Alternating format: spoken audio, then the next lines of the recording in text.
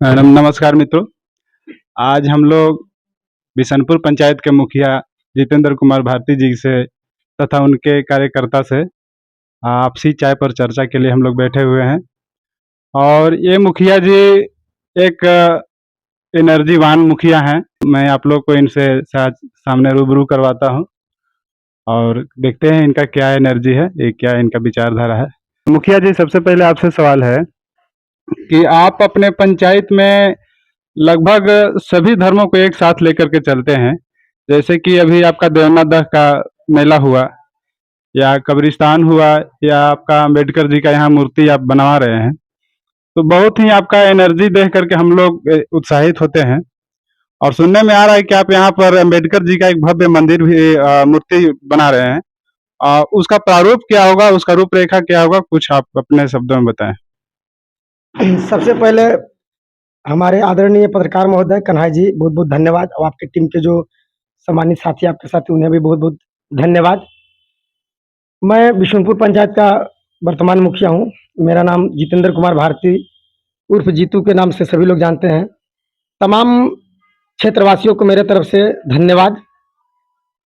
जो आपने कहा कि बोधिसत्व बाबा साहब डॉक्टर बी.आर. अम्बेडकर, जो भारत का संविधान के शिल्पकार हैं, निर्माता हैं, आज से नहीं, मेरे जीवन में जब मैं अपने होश संभाला और 17-18 वर्ष की जब मेरा उम्र हो रहा था, उसी समय से मेरे अंदर में एक उत्तेजना, एक हौसला बुलंद हुआ कि नहीं, आने वाले भविष्य में मैं जॉब नहीं करूँगा, नौकरी नहीं करूँगा, लेकिन सामाजिक काम करूँगा।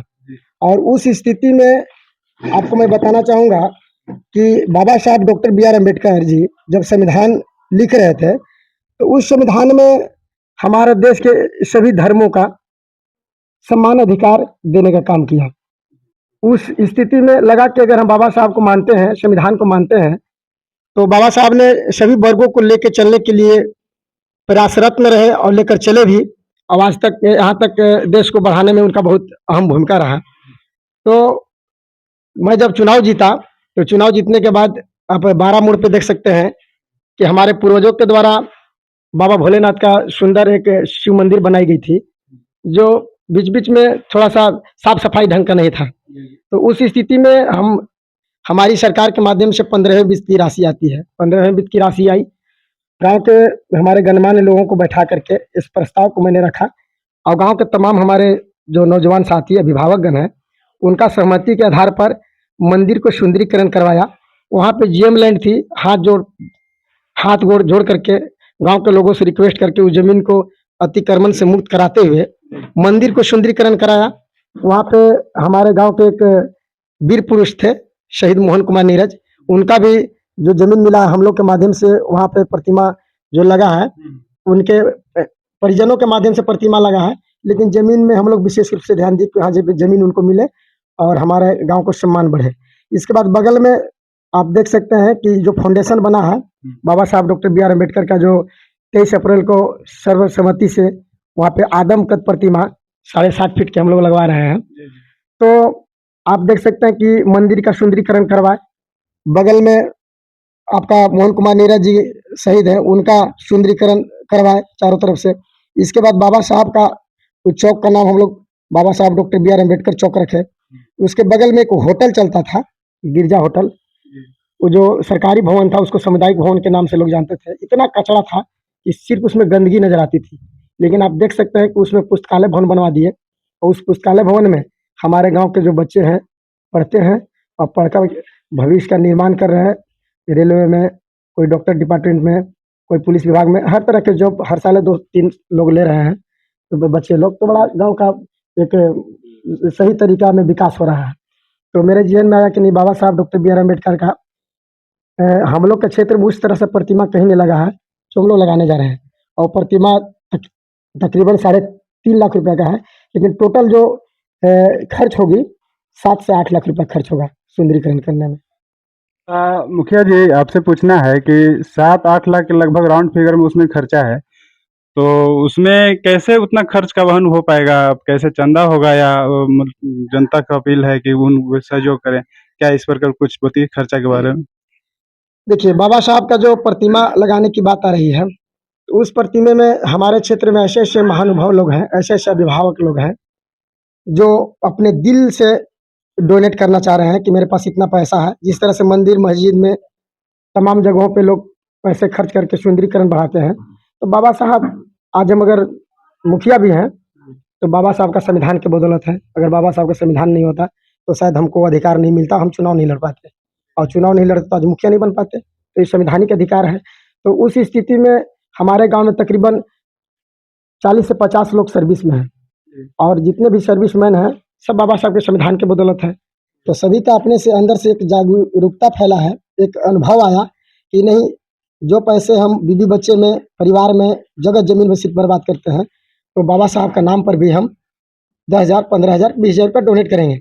और साथ ही साथ हमारे क्षेत्र में सर्व समाज के SC, ST, OBC, minority, general category के जितने भी महानुभाव हैं, सभी का उत्सुकता है कि जिस तरह से मेला कार्यक्रम को भव्य बनवाएँ और सभी लोगों ने कुछ-कुछ डोनेट किया। तो इसमें भी सभी लोग हौसला बुलंद कर रहे हैं और डोनेट करने का काम कर रहे हैं और सभी जब डोनेट करेंगे, तो ऑटोमेटिक है कि बाबा साहब का ये जो कार्यक्रम है, सफल रहेगा, आदमकद प्रतिमा लगेगी। तो अपना आपका कहने का मतलब है कि जो बाबा साहेब अम्बेडकर का प्रतिमा जो लग रहा है, तो उसमें जो कॉस्ट आ रहा है, खर्च आ रहा है, तो यहाँ के जो स्थानीय निवासी है, उनके सहयोग से जो भी चंदा राशि होगा, उसके सहयोग से प्रतिमा का निर्माण कराया जाएगा। तो इसका जैसे कि हम लोग को देवनाथ धाम मेला है, तो आप बिना उद्देश्य का कोई ना कोई काम करते नहीं है। तो जैसे कि देवनाथ धाम मेला आप लगाया, तो उस मेला के साथ साथ आप 7 एकड़ का जो जमीन था वो आप जमा करके एक पब्लिक को दिए, जो आने वाला भविष्य में काम देगा। आप मुखिया रहे न रहे, आप रहे न रहे, हम न रहे, लेकिन वो भविष्य में यहाँ के स्थानीय लोगों को काम देगा। तो उसी प्रकार से ये जो बाबा साहेब अम्बेडकर का मूर्ति लगा रहे हैं, तो इसका उद्देश्य तो कहीं लंबा होगा। इसके बारे में कुछ बताइए, क्या उद्देश्य है और लोगों को क्या फायदा होगा? इस प्रकार से कुछ इस पर प्रकाश डालिए। देखिए, ये दुनिया है परिवर्तनशील है। नया-नया कुछ न कुछ जब-जब समय बीतते जाता है, तो कुछ न कुछ नया-नया परिवर्तन होते जाता है। हमारे क्षेत्र में पैसों की कमी नहीं है और कोई सा व्यक्ति जो नहीं है जो डोनेट करना नहीं चाहते हैं। लेकिन आप उनको सम्मान नहीं दीजिएगा, उनको जब पूछिएगा नहीं, उनको इज़्ज़त नहीं कीजिएगा, तो आपको एक पैसा कोई नहीं देगा। लेकिन अगर आप अपने क्षेत्रवासियों को सम्मान दीजिएगा, इज़्ज़त दीजिएगा, प्रतिष्ठा दीजिएगा, उनको कार्यक्रम में बुला के सम्मान कीजिएगा, तो उनको लगेगा कि नहीं, ये जो कार्यक्रम हो रही है, एक हित के लिए नहीं, जनहित के लिए है, सभी के लिए है। जैसे आप देख सकते हैं कि हमारे इस क्षेत्र के हम उनको भविष्य के मंत्री मानते हैं। हम और इस क्षेत्रवासी भी मंत्री उनको मानेंगे। भविष्य के हमारे आदरणीय नंदन कुमार सिंह उर्फ चिंटू सिंह, मेला जो हम लोग के देवनाथ धाम मेला विकास समिति था, उस मेले का वो मुख्य अतिथि थे और वो मुख्य अतिथि थे और हम लोग जो है सो उनको सम्मान देने का काम किए और उन्होंने इतनी बड़ी घोषणा की 11 कन्याओं का शादी कराने का। उस कार्यक्रम में कम से कम 30 से 35 लाख खर्च होगी। लेकिन हमारे चिंटू भैया उस पैसे को थोड़ा-सा भी परवाह नहीं किए और उन्होंने सोचा कि अपने जीवन में बहुत पैसे आएँगे, बहुत पैसे जाएँगे। कुछ ऐसा करके जाते हैं जो ऐतिहासिक होगा। उसका नेतृत्व भले हम लोग सभी लोग मिलके किए देवनाथ धाम मेला का, लेकिन नेतृत्व हम लोग का रहा। लेकिन भैया लोग जो है चिंटू भैया के जितने साथी हैं, उनके जितने कार्यकर्ता हैं, सभी लोग दल बल के साथ आए, तो हम लोग का हौसला बहुत बुलंद हुआ और हमारे क्षेत्र में चिंटू भैया जैसे लोग को होना ज़रूरी है। इस क्षेत्र का कोई गार्जियन नहीं है, इस क्षेत्र का कोई गार्जियन नहीं है। लोकल अगर कोई एक गार्जियन हो जाएँगे, तो हम लोग का मनोबल पूरा बढ़ जाएगा और हम चाहते हैं कि चिंटू भैया हम लोग के एक गार्जियन बनेंगे और गार्जियन बनकर के जहाँ हम लोग को सही होगा, गलत होगा, हर जगह पर हम लोग को सुझाव देने का काम करेंगे और सही मार्गदर्शन देने का काम करेंगे। लेकिन मुखिया जी, हम आपसे थोड़ा-सा एक सवाल करना चाहते हैं। हम चाहते हैं कि हमको लगता है कि कहीं न कहीं आपका दिमाग बहुत चतुर है और कोई न कोई आप दिमाग आपका ऐसा भिड़ाते हैं जो देर से समझ में आता है। जैसे कि इस क्षेत्र इस जो आप बिशनपुर पंचायत है, हमको लगता है कि यहाँ को बिशनपुर पंचायत को पॉपुलर बनाना चाहते हैं, ताकि यहाँ के लोगों को रोज़गार मिले। यहाँ का बच्चे जो है सो कि आपको स्वरोज़गारी हैं, आत्मनिर्भर हों। हमको ऐसा लगता है, जैसे में कि देखिए आप देवनाथ धाम मेला को आप संग्रहित किए, वहाँ इतना सारा ज़मीन दिए, अब फिर एक अभी थोड़ा देर पहले आपसे बात कर रहे थे तो आप बोले कि यहाँ पर हम बाज़ार लगा रहे हैं। अब बाबा साहेब अम्बेडकर का इतना भव्य आप मूर्ति बना रहे हैं, तो हमको दिमाग से लगता है कि कहीं न कहीं आपका चतुर दिमाग जो है कहीं और इशारा कर रहा है कि हम कुछ ऐसा करें कि मेरा बिशनपुर पंचायत के लोग आत्मनिर्भर बने और यहाँ हम खुद जो है सो कि मेरा पंचायत आत्मनिर्भर हो। देखिए सर, तो आपका सवाल बिल्कुल सही है। देखिए, बिशुनपुर पंचायत के मुखिया भले ही हम हैं, हम अपने बिशुनपुर पंचायत के लिए मेरा ये सोच नहीं है कि हमारा बिशुनपुर पंचायत के लोगों को ही सिर्फ रोजगार मिले और बिशुनपुर पंचायत ही पॉपुलर हो और बिशुनपुर पंचायत ही डेवलप करे।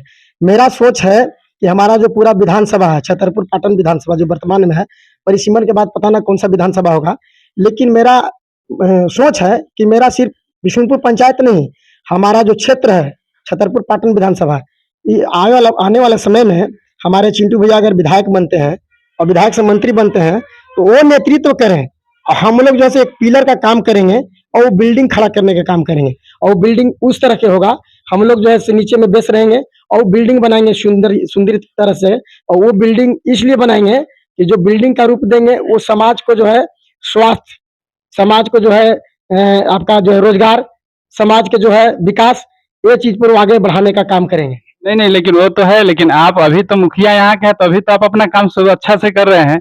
और हमको लगता है कि अगर आप इतना अच्छा से काम कर रहे हैं तो आपकी टीम अच्छा से काम करेंगे, ये तो किसी और है। तो जैसे कि आप बोल रहे थे कि अभी हम बाजार लगाने वाले हैं यहाँ पर, उसका क्या रूपरेखा है, कहाँ पर बाजार लगा रहे हैं, कुछ उसके बारे में बताइए। देखिए, सबसे पहला मेरा जो मिशन था कि 12 मोड़ को सुंदरीकरण करना, जी। 12 मोड़ को मैंने सुंदरीकरण किया। दूसरा मेरा मिशन था कि गांव में हमारा जो बिशुनपुर पंचायत में 6 रेवेन्यू विलेज है, 6 रेवेन्यू विलेज में जो है से जहाँ-जहाँ नली गली की आवश्यकता है उसको मैं पूरा करूँ और इसके बाद जितना मंदिर है सबको सुंदरीकरण कराऊँ। इसके बाद जहाँ-जहाँ बाबा साहब को मानने वाले लोग हैं वहाँ पे बाबा साहब का एक चबूतरा निर्माण करूँ, वहाँ के गाँव वाले मिल करके वहाँ बाबा साहब की प्रतिमा बैठाने का काम करें, समझ गए? तो पहला मेरा मिशन था कि 12 मोड़ को सुंदरीकरण करें, 12 मोड़ को मैंने सुंदरीकरण किया और सुंदरीकरण करके हर धर्म के लोगों को एक सम्मान अधिकार दिलवाने का काम किया।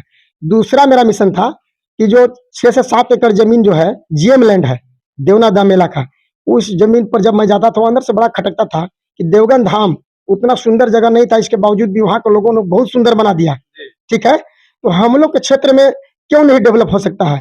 तो मैंने एक पहल किया और उस पहल में हमारे पूरे प्रखंडवासी छतरपुर, नोडिया बाजार, हरियरगंज तमाम लोगों ने तन और मन और धन से हमको सपोर्ट किया और सपोर्ट होने के बाद देवनादा एक फेमस हो गया और देवनादा आने वाला भविष्य में बहुत सुंदर पर्यटक स्थल होगा।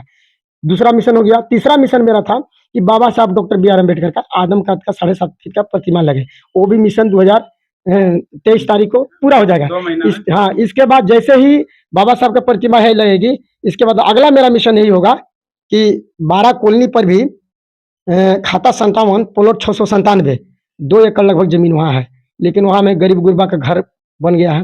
लेकिन जो ज़मीन बचा हुआ है, वो मेरे बदौलत और हमारे गाँव के हमारे अभिभावकों की बदौलत बचा हुआ है और उस ज़मीन पर मैं अतिक्रमण नहीं होने दूँगा और उस ज़मीन पर नोडिया बाज़ार में जिस तरह से बुधवार और शनिवार को बाज़ार लगती है और इसके बाद हम लोग जो है सोमवार को जैसे बाबा साहब का प्रतिमा स्थापित 23 को होगा, 24 या 25 को मैं घोषणा करूँगा और जिस तरह से दौड़-दौड़ करके मेला के लिए चंदा किया, दौड़-दौड़ करके बाबा साहब के लिए चंदा कर रहे हैं, उसी तरह से मेला के लिए एक कमिटी बनेगी और उस कमिटी को चयनित करते हुए कमिटी के मार्गदर्शन में भव्य जो है सो बाज़ार लगाने का काम करेंगे और इस क्षेत्र को हम लोग डेवलप करवाने का काम करेंगे। बड़ा मेरा सोच बहुत अजब तरीके का है। लेकिन मुखिया जी, एक आपसे और सवाल है कि जैसे कि आप ही का एक एक नारा रहता है, बहुत बार सुने हैं कि शिक्षा वो दूध है जो शेरनी का दूध है, जो पिएगा वो दहाड़ेगा। तो आपको शिक्षा पर क्या प्रकाश है? जैसे कि आप हर मंदिर जब भी हो या और सभी धर्मों को तो कर रहे हैं, लेकिन क्या आप शिक्षा पर कुछ ऐसा कर रहे हैं जिसमें यहाँ के बच्चे को शिक्षा में अच्छा डेवलप हो और यहाँ के बच्चे अच्छा शिक्षा ग्रहण करें? इस पर कुछ है आपका ध्यान? जी। शिक्षा के जहाँ तक बात है तो आप जान लीजिए कि बाबा साहब डॉक्टर बी आर अम्बेडकर का भी मिशन यही रहा था, शिक्षित बनो, संगठित हो, संघर्ष करो। और बिल्कुल ये बात कथन सही है कि शिक्षा वह शेरनी का दूध है, जो पिएगा वो दहाड़ेगा। समझ गए? जी, जी। तो शिक्षा ही एक ऐसा पूँजी है, जिसको बँटवारा नहीं किया जा सकता है। तो उस पे सबसे मेरा बड़ा पहल एक रहा है कि प्रत्येक पंचायत में झारखंड सरकार के माध्यम से पुस्तकालय सह प्रबंधन समिति एक योजना आई थी, जो 4,20,000 रुपए की थी। उसको मैंने पहले ही पूर्व में मैं बताया था आपको कि 12 मोड़ पर एक मैंने पुस्तकालय भवन बनाया है, जिसमें तकरीबन 1 लाख रुपए का बुके है उसमें। आपका बुके 1 लाख रुपया का है, साथ ही साथ लैपटॉप है, आपका टीवी है, तमाम चीज़ें टेबल कुर्सी सारा चीज़ व्यवस्था उसमें किया गया है, ताकि बच्चे पढ़ें। और ये तो मेरा पहला पहल। दूसरा पहल है कि मैं सरकारी शिक्षक हो या प्राइवेट शिक्षक, कहीं भी हम कार्यक्रम में जाते हैं विद्यालय में, तो विद्यालय के शिक्षकों से यही बात को रखते हैं कि आपको सरकार अगर पैसे दे रही है, तो उस पैसे को सही से इस्तेमाल तभी होगा, जब वो पैसे लेने के बाद आप जो है सो बच्चों को सही शिक्षा दीजिएगा। और ये आपने बहुत बड़ा सवाल किया है, और हमारे बगल में बैठे हैं विवेक जी, जो गुरुकुल के सम्मानित शायद प्रिंसिपल साहब हैं। इनका भी बहुत बड़ा मिशन रहता है कि शिक्षा बहुत ज़रूरी है और शिक्षा हकीकत में ज़रूरत है। एक पहल हम कर रहे हैं कि बीच में ये पहल करेंगे कि एक चीज़ प्रतियोगिता का बहुत जल्द आयोजन करवाएँगे, समझ गए? अगर हम शिक्षकों को धमकी देते हैं तो शिक्षक शायद सही तरीके से नहीं पढ़ा पाएँगे। लेकिन हम एक चीज़ प्रतियोगिता का आयोजन कराएँगे अपने पंचायत स्तर पर पहले, इसके बाद इसका भव्य रूप प्रखंड स्तर पे देंगे। एक क्विज प्रतियोगिता कराएँगे और जिसमें क्विज प्रतियोगिता में मेरे गाँव के पढ़े-लिखे जो लोग हैं, उस क्विज प्रतियोगिता में अपने स्तर से वो क्वेश्चन रखेंगे। अब एक भव्य मंच बनाएँगे जिसमें तमाम मीडिया बंधु को बुलाएँगे और इस क्षेत्र के जितना भी जनप्रतिनिधि हैं, सभी जनप्रतिनिधियों को बुलाएँगे और बुलाने के बाद जो विद्यालय के बच्चे खेल संबंधी या जीके संबंधी या कोई भी रीजनिंग संबंधी तमाम जो शिक्षा व्यवस्था है, उसके माध्यम से जो फर्स्ट, सेकंड, थर्ड आएँगे, तो शिक्षक को भी सम्मान करेंगे, बच्चों को भी सम्मान करेंगे और उनके माता-पिता को सम्मान करेंगे और एक निर्देश देंगे कि आज मैंने कार्यक्रम कराया है, अगली बार 6 माह के बाद फिर एक कार्यक्रम करवाएँगे। उससे क्या होगा कि जब पूरा भीड़ में, महफ़िल में लोगों को सम्मान और इज़्ज़त मिलेगा कि हमारा विद्यालय का बच्चा आज संगीत प्रस्तुत करने में या जो है से खेल में या शिक्षा व्यवस्था में सवाल का जवाब दिया, तो सम्मान जब देंगे तो जो शिक्षकों को सम्मान नहीं मिलेगा, उनको अंदर से खटखट करेगा और जब खटखट करेगा तो शिक्षा व्यवस्था पर वो ध्यान देंगे और ध्यान देकर के उनको भी अगला बार सम्मान देने का काम करेंगे। यही मेरा अलग तरह की रणनीति रहेगा। जी, जी। ठीक है। बहुत-बहुत धन्यवाद मुखिया जी। और एक चीज़ और है कि आप पंचायत से उठ कर के ब्लॉक स्तर पर, जिला स्तर पर भी आप कार्यक्रम करते रहते हैं। जहाँ आपको समस्या दिखता है उस पर आवाज़ उठाते रहते हैं। तो हमारा नोएडिया प्रखंड में ख़ास करके स्वास्थ्य का समस्या ज़्यादा है। अगर यहाँ के गरीब अगर बीमार पड़ जाए तो उसको पैसा क्या नहीं है तो फिर वो दिक्कत है उसको इलाज करवाने में।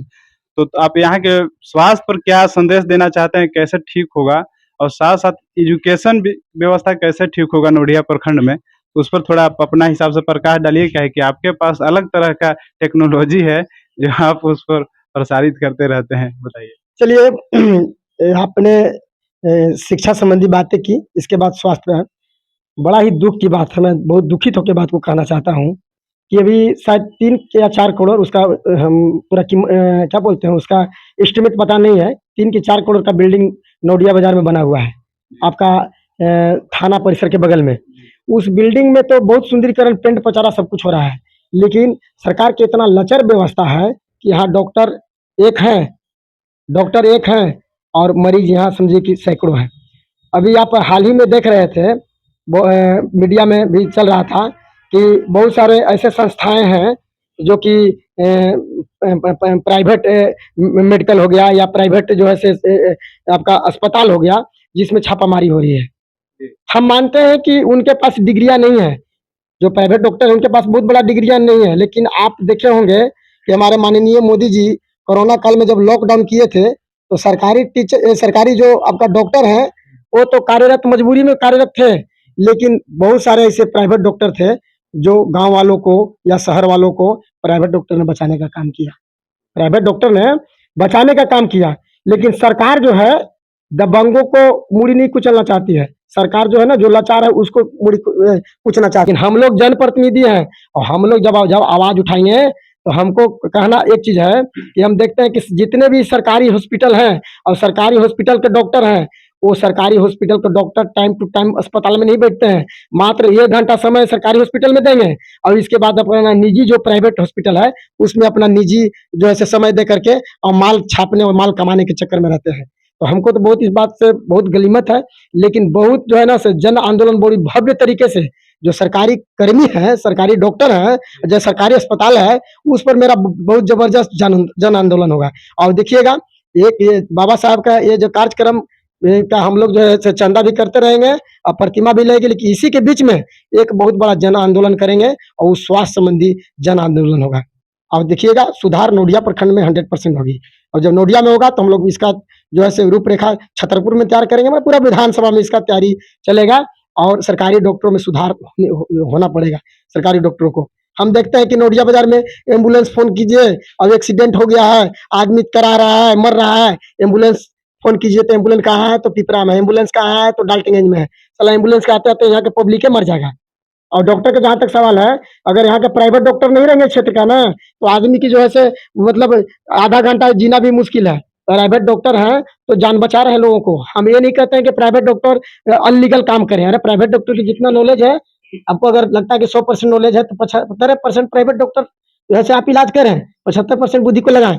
आप 100% नहीं लगाइए। लेकिन प्राइवेट डॉक्टर बहुत अपने जान पर खेल करके इस क्षेत्रवासियों को जान बचाने का काम करते हैं।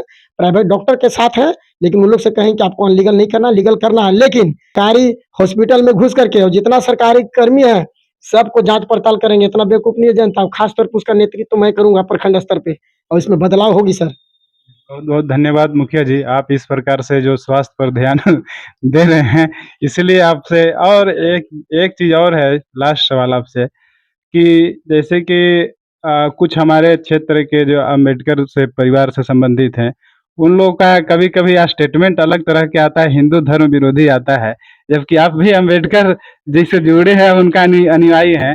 तो आप उन लोगों को क्या संदेश देना चाहते हैं? बहुत सारे के इधर-उधर के मतलब हैं जो हिंदू धर्म पर विरोध करते हैं। क्या ये बात सही है? उनको इस प्रकार से करना क्या उचित लगता है देखिए आपको? सर, मैंने तो पहले ही बोला, आपने एक बात बोला कि जो आपके बाबा साहब अम्बेडकर के लोग हैं, बाबा साहब अम्बेडकर लोग हमारे सिर्फ नहीं हैं, आप भी बाबा साहब अम्बेडकर के संविधान के बदौलत हैं। अगर पत्रकार भी हैं, तो उन्हीं के संविधान के बदौलत हैं।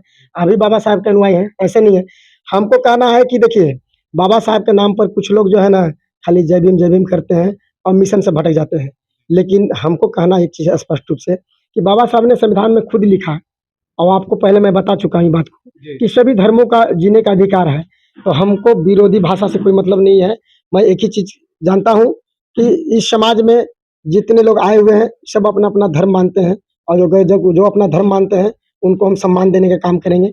लेकिन हाँ, कोई अगर देवी-देवता के गाली-गलौज देता है या कोई अनाप-शनाप लिखता है या फेसबुक ट्वीट पर कुछ गलत करता है, तो ये गलत चीज़ है। इस तरह से गलत लिख करके या गलत कमेंट करके किसी धर्म पर, आस्था पर ठेस नहीं पहुँचानी चाहिए। ये मेरा सोच नहीं है। मेरा सोच यही है कि सभी धर्मों का सम्मान दें, लेकिन हाँ, बाबा साहब भी किसी एक जात का नहीं है। बाबा साहब का यहाँ सिर्फ़ भारत देश में नहीं, विदेशों में भी बाबा साहब को प्रतिमा लगी हुई है और विदेश में भी इनका सम्मान और प्रतिष्ठा मिलता है और सब दिन मिलेगा। तो मैं चाहता हूँ कि आप हिंदू धर्म को भी मानें, सभी धर्म को मानें, लेकिन बाबा साहब भी संविधान निर्माता हैं, तो उनका भी सम्मान आप देने का काम करें। देखिए, बाबा साहेब का एक मिशन था कि सभी धर्मों का सम्मान करना था, ये नहीं था व्यक्ति विशेष। तो आपका कहना बहुत अच्छी है, बहुत बहुत धन्यवाद मुखिया जी, जो आपने इस प्रकार से कंटेंट और दिया। एक चीज़ मैं बताना और एक और कोई संदेश देना चाहते हैं तो आप दीजिए। देखिए, एक संदेश मैं देना चाहूँगा कि हमारे क्षेत्र में, हमारे प्रखंड में कोई कार्यक्रम होती है, तो जब कार्यक्रम कोई होती है, तो कार्यक्रम को उसी तरह से करना है कि कार्यक्रम में किसी लोग को बुलाते हैं, तो उनको सम्मान मिलना चाहिए। अगर किन्हीं को आप बुलाते हैं, तो सम्मान मिलना चाहिए, अगर नहीं भी बुलाते हैं और कार्यक्रम में शरीक होते हैं, तो उनको भी सम्मान मिलना चाहिए। अभी मुख्य रूप से एक चीज़ मैं बताना चाहूँगा कि अभी हम लोग को जो बाबा साहब डॉक्टर बी आर अम्बेडकर का आदर्श अम्बेडकर नवयुवक संघ, जो 12 की कमेटी है, उसका मैं सम्मानित अध्यक्ष हूँ। मुझे बनाया गया है और यहाँ पे जितने लोग बैठे हुए हैं, इस कमेटी के सक्रिय सम्मानित पदाधिकारी हैं और कुछ ऐसे पदाधिकारी हैं जो जॉब कर रहे हैं, और वो भी घर पे नहीं है, वो भी हमारे लिए भाई मार्गदर्शक हैं। तो हम लोग जो 23 अप्रैल को कार्यक्रम कर रहे हैं, उसमें आदरणीय सम्मानीय इस क्षेत्र के युवाओं का दिल का धड़कन हमारे नंदन कुमार सिंह उर्फ चिंटू भैया इस कार्यक्रम के मुख्य अतिथि हैं। और आप जब देखे थे कि मेला में 7 दिनों में इतना भीड़ लग गया था सभी लोग के सहयोग से, तो मैं चाहूँगा कि मेला में जिस तरह से आप लोगों ने हम लोग को संदेश से, हम लोग को इनवाइट से, निमंत्रण से इतना भीड़ लगाए, तो बाबा साहब की जयंती में भी ये महसूस नहीं होनी चाहिए कि सिर्फ एक लोगों का ये कार्यक्रम है, ये सर्व समाज का कार्यक्रम है। तो इस कार्यक्रम में हम अपील करना चाहूँगा क्षेत्रवासियों से कि आप लोग तन से, मन से, धन से सपोर्ट करें और इस कार्यक्रम में सभी को मैं घर-घर जाके आमंत्रित करूँगा। और चिंटू भैया को जो मेला में 7 दिनों के अंदर में जो सम्मान मिला था, मैं वादा करता हूँ, हमारे साथी लोग वादा करते हैं कि हम लोग को लड़ाई किसी जात से नहीं है, हम लोग का लड़ाई विचारधारा से है। हम लोग का लड़ाई किसी व्यक्ति विशेष से नहीं है, किसी जाति से नहीं है, हम लोग का लड़ाई जो है विचारधारा से है। विचारधारा पर ठेस पहुँचेगी तो मैं लड़ाई लड़ूँगा, लेकिन अगर जात की लड़ाई लड़नी होगी तो जात की लड़ाई नहीं लड़ूँगा, ठीक है? व्यक्ति विशेष की लड़ाई नहीं लड़ूँगा। जात की लड़ाई कब लड़ूँगा? जब कहीं शोषण और दमन होगा, तो मैं उसका लड़ाई लड़ूंगा। और ये जो कार्यक्रम हम लोग का हो रहा है, उस कार्यक्रम में मुख्य अतिथि चिंटू भैया हैं, और आप क्षेत्रवासियों को भी बताने का काम करें कि चिंटू भैया इस कार्यक्रम के मुख्य अतिथि हैं, और उनको जो सम्मान मिलेगा, उनके साथ जितने भी कार्यकर्ता आएंगे उनको सम्मान मिलेगा। और ये सम्मान मिलेगा तो इतना भव्य सम्मान मिलेगा कि भैया भी याद करेंगे। और मैं विशेष क्या कहूँ, आपको और तमाम पत्रकार बंधुओं को हार्दिक अभिनंदन वंदन करते हुए इस क्षेत्रवासियों को उज्जवल भविष्य और लंबी उम्र की कामना करता हूँ। और मैं दुआ आशीर्वाद लेना चाहता हूँ तमाम क्षेत्रवासियों से, और एक अपील करना चाहता हूँ कि मैं सिर्फ बिशुनपुर पंचायत नहीं, किसी भी पंचायत में या प्रखंड के कई जगहों पर अगर लगता है कि जीतू मुखिया की आवश्यकता है, तो मैं तन और मन और धन से आप लोग के लिए खड़ा हूँ। धन्यवाद। बहुत बहुत धन्यवाद। हम तो कहते हैं कि जो बाबा साहेब अम्बेडकर का जो मूर्ति बन रहा है, तो तमाम लोगों से मैं अपील करता हूं कि जितना बढ़ चढ़ के हो सके अपना सहयोग राशि दें, ताकि बाबा साहेब अम्बेडकर का मूर्ति एक हमारे क्षेत्र का भव्य मूर्ति बने। एक ऐसा मूर्ति बने जो देखने में लगे कि हमारे पलामू प्रमंडल में, पलामू जिला में ऐसा मूर्ति न हो, उस प्रकार की जो है कि मूर्ति यहाँ बने। क्योंकि बाबा साहेब अम्बेडकर एक हम लोग के लिए भगवान है, संविधान निर्माता है, हमको जीने का अधिकार दिए हैं, समान जीवन जीने का अधिकार दिए हैं। तो उनका याद में उनका मूर्ति एक ऐसा बनना चाहिए जो हमारे पलामू में, हम तो कहते हैं कि पूरा झारखंड का भव्य मूर्ति हो, जो देखने में लगे कि नौनवढ़िया प्रखंड में एक ऐसा बाबा साहेब का मूर्ति लगा हुआ है। तो हम आपसे अपील करते हैं कि बढ़ चढ़ के उनमें जो भी आपका सहयोग बनता है खुल के करें। और उनका जो जयंती समारोह हो ना सर, 23 अप्रैल को कितना का 23 अप्रैल को ऐसा बाबा साहब का जो जन्म 14 अप्रैल 1891 में हुआ था, लेकिन समयाभाव है इसलिए कि 14 अप्रैल के आपका कार्यक्रम 23 अप्रैल हाँ को 23 अप्रैल को होगा। 23 और हाँ एक चीज और बताएंगे सर कि उस दिन भव्य सांस्कृतिक कार्यक्रम का भी हम लोग आयोजन किए हैं, जिसमें आदरणीय शीरजानंद पांडे बहुत ही फेमस व्यास, प्रकांड विद्वान व्यास हैं जो बिहार से हैं, और सुदर्शन यादव जी के आप लोग जानते हैं, या गुड्डू हलचल जी, ये दोनों में से एक और रहेंगे। और ये तो है 23 को रात्रि में प्रोग्राम होगी, ठीक है, लेकिन जो दिन में है हम लोग रोड शो, तो हम लोग 14 अप्रैल को रोड शो रहेगा। और दिन में जो है से हम लोग 2 बजे से हमारा मनोज कॉमेडियन इस क्षेत्र का कपिल शर्मा है, मनोज कॉमेडियन, उनका सांस्कृतिक कार्यक्रम दिन में हम लोग 2 बजे से यानी 24 तारीख को रखेंगे। तो सर का जो भी कार्यक्रम हम लोग का होने वाला है 23 अप्रैल को, उसमें बढ़ चढ़ करके हिस्सा लेना है। हम लोग ओबीसी, एसी, एसटी, जनरल जो भी समाज है, हम लोग को देखिए बंटने का काम नहीं करना है, क्योंकि बाबा साहेब का जो मिशन था वो किसी व्यक्ति विशेष या जाति वर्ग पर नहीं था, वो सर्वधर्म सम्मान का था। तो हम आपसे सभी से अपील करते हैं कि उनका कार्यक्रम एक ऐसा भव्य कार्यक्रम बनाया जाए जो एक ऐतिहासिक हो, कोई भी पल को एक ऐतिहासिक रूप को देना है, और हम लोग सभी एक साथ बैठ करके देना है, ताकि ना लगे कि हम लोग किसी एक दूसरे से अलग है। बहुत बहुत धन्यवाद। जय श्री राम।